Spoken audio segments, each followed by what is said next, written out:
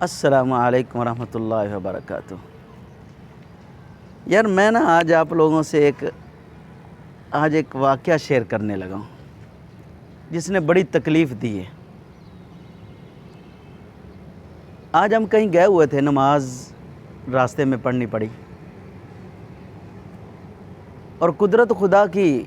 امام صاحب 1 minute late تھے، مطلب تقریباً 57 منٹ پہ امام صاحب مصلی پہ کھڑے ہو گئے تھے۔ تو ان 57 منٹ میں ابھی تک امام صاحب نیچے نہیں اترے تھے، اوپر والی بلڈنگ سے نیچے نہیں آئے تھے، مصلی پر نہیں پہنچے تھے۔ تو ایک آدمی آیا، اس نے یوں دیکھا آگے اور پھر گھڑی کی طرف دیکھا۔ تو ہم نے یہ محسوس کیا کہ کاش اگر اس کے پاس ریفل ہوتی نا، تو یہ اپنی جیسے آنکھوں سے فیر مارے ہیں نا اس نے سب کو، تو یہ کم از کم اور کسی کو نہیں تو امام صاحب کو ضرور فیر مار دیتا۔ تو یار امام صاحب کی ضروریات نہیں، ہماری پوری نماز چھوٹ جاتی ہے کاموں کی وجہ سے، اپنی مصروفیات کی وجہ سے۔ تو کیا امام اگر 1 منٹ لیٹ ہو جاتا ہے تو وہ ہمیں برداشت ہی نہیں ہوتا؟ پھر دوسری بات، ایک امام صاحب بتا رہے تھے ہمیں، ایک مصلی کی بات تھی، تو اس کا ایک مقتدی کبھی مصلی کو آگے کرتا ہے، کبھی پیچھے کرتا ہے، اور جب آگے کر دیتا ہے نا تو امام صاحب نے اس کو کہا، بھائی جب میں سجدہ کرتا ہوں تو یہاں پر جو وہ کنارہ ہے صف کا، وہ مجھے لگتا ہے تکلیف دیتا ہے،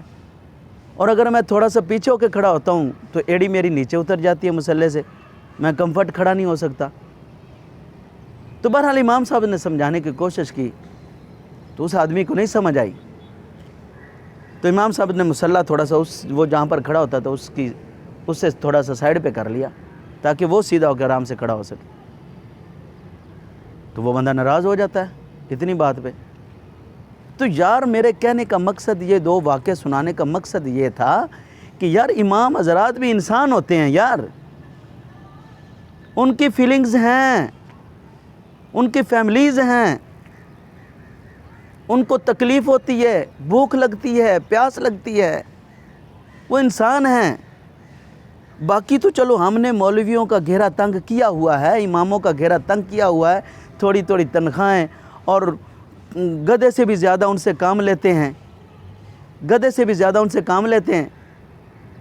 اور پھر ہر چنگڑ مصلی